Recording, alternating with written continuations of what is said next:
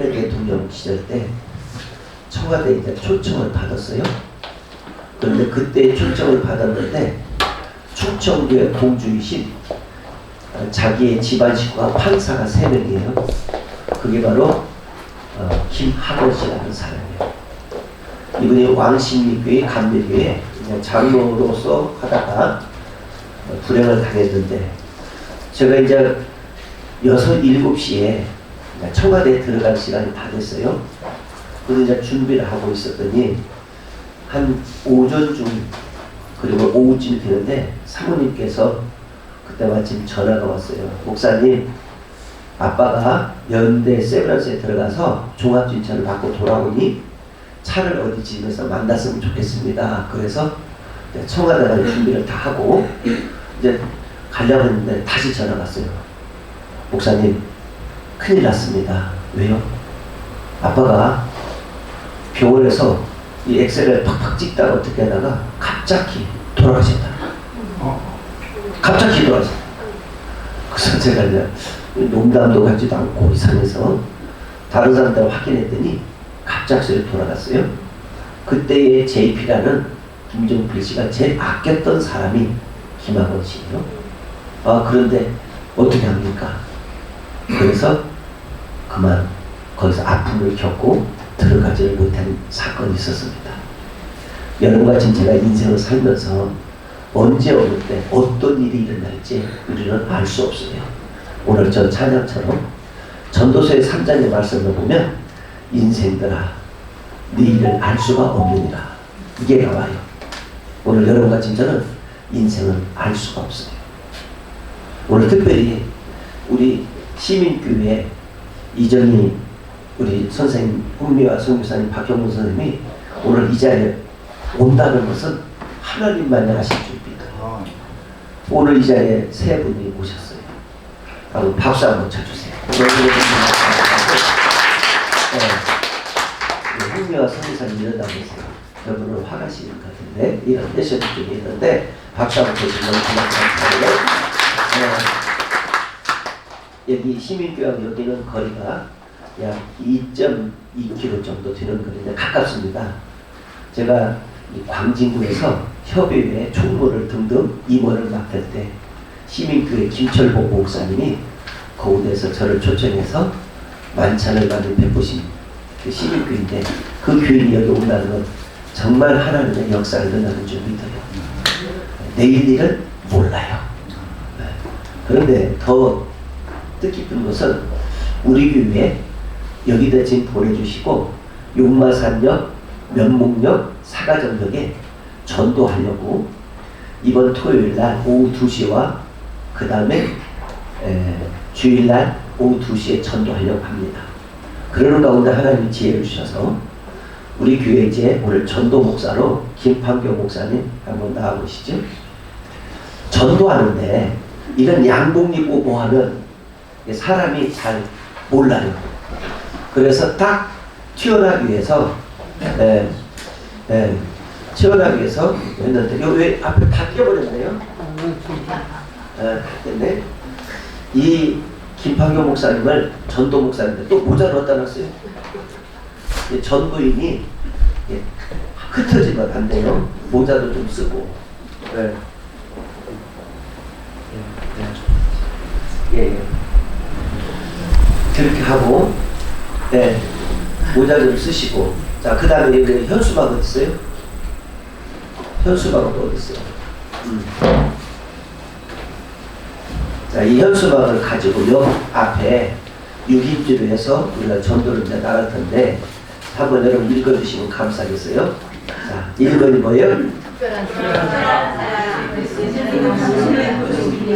아멘. 우리 박수 한번 치시고. 우리 교회가 이렇게 작은 도서관까지 허가를 받았으니까 그냥 기적이고. 두 번째는 또 뭐 읽어보세요. 아멘. 이렇게 해서 두 번째는 또 연합해서 있을 것이고, 세 번째는 예수님이 생명이십니다. 아멘. 이렇게 해서 우리가 전도를 합니다. 그런데 이제 잠시만요. 잠시 이제 여기 마이크 한번 잡으세요.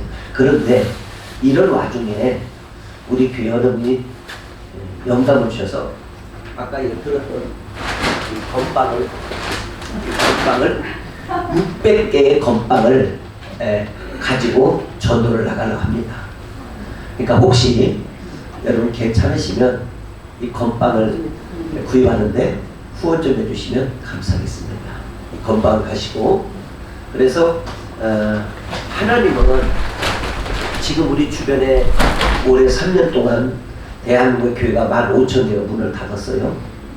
근데 우리 교회는 이렇게 성령의 바람이 불어서 부흥의 역사가 지금 12도가 일어나는 건 하나님의 기적이라고 봅니다. 그래서 우리 김판규 목사님이 1년이 정도에 됐든 2년이 됐든 가득 채울 때까지 군복을 입고 구석구석을 다 돌으려 하는데 마침 이 앞에가 학교가 4개의 학교가 있어요.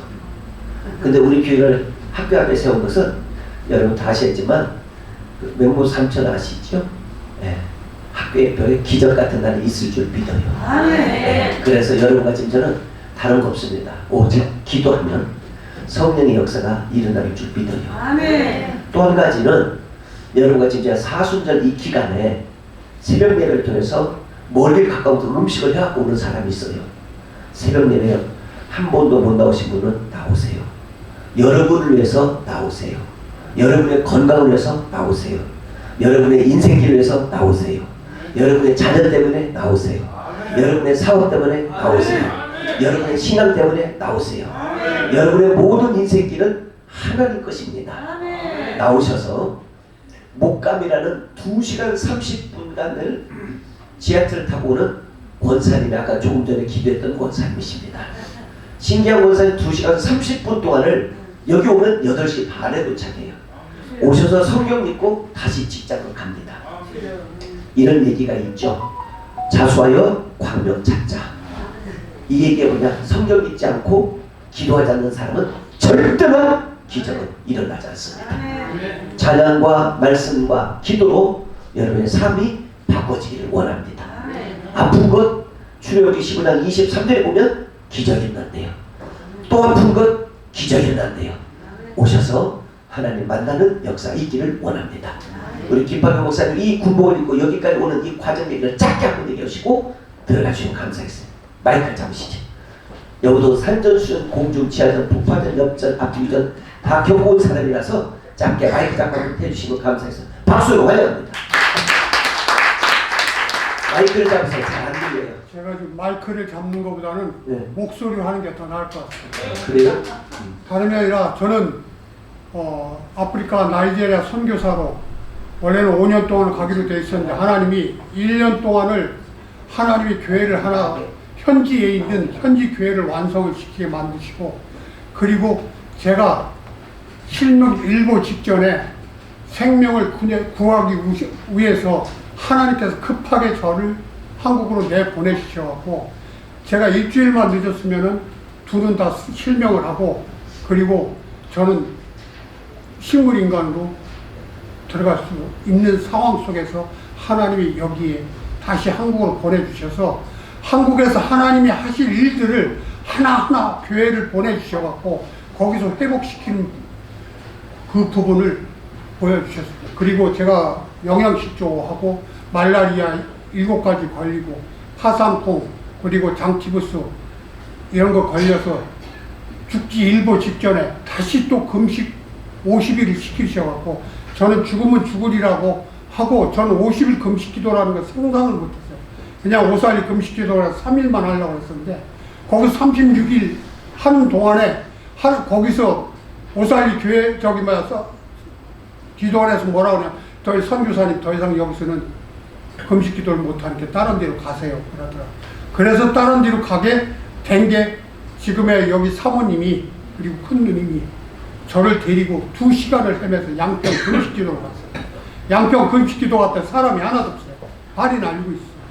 근데 저를 거기다가 딱 집어넣으시고 거기서부터 금식을 시작하는데 제가 40일 끝나고 나서 50일째 또 다시 열흘 더 들어가서 50일 딱 금식을 하는데 한 400~500명이 몰려오기 시작했어요.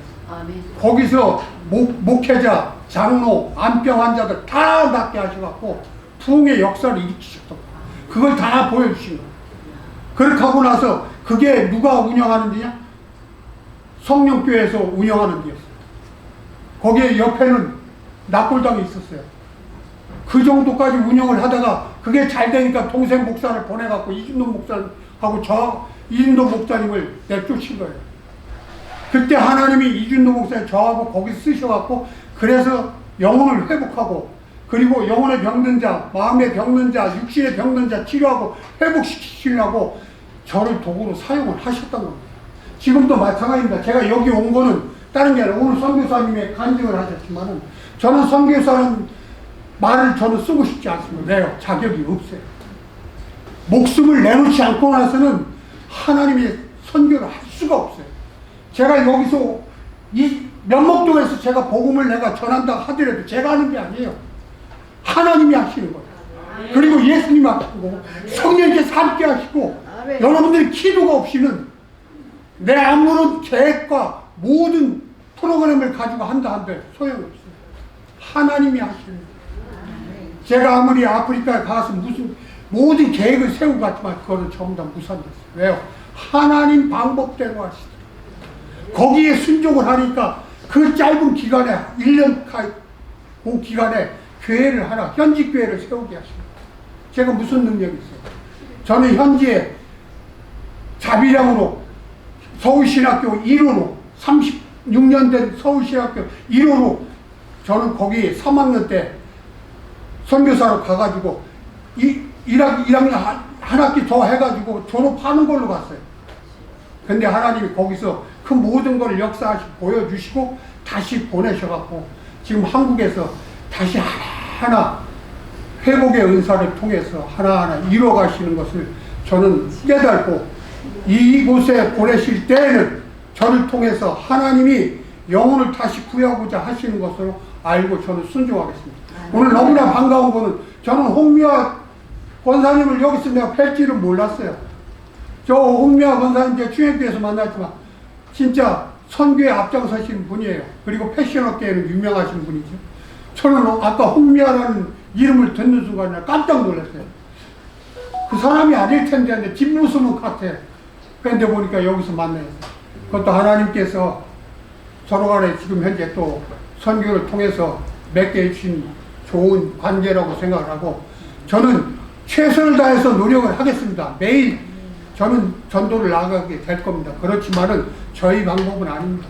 하나님이 선교할 그 대상들을 붙여주시기 때문에 매일 기도를 통해서 하나님 그 영혼들을 사랑하는 마음 그리고 용서하는 마음 그리고 긍휼히 여기는 마음으로 불쌍히 여기는 마음으로 하나님께서 해주신 저는 도구로 사용될 뿐입니다.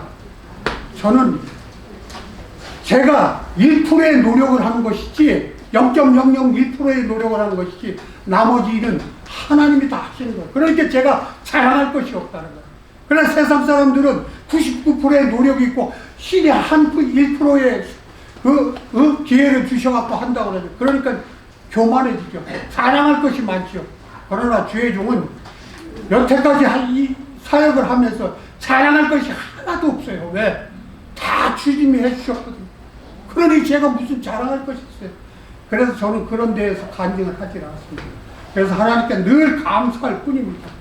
여러분들 기도로 저를 밀어주신다 그러면 저는 기도를 통하여서 하나님께서 성령께서 이끌어준 자 최선을 다하겠습니다. 감사합니다.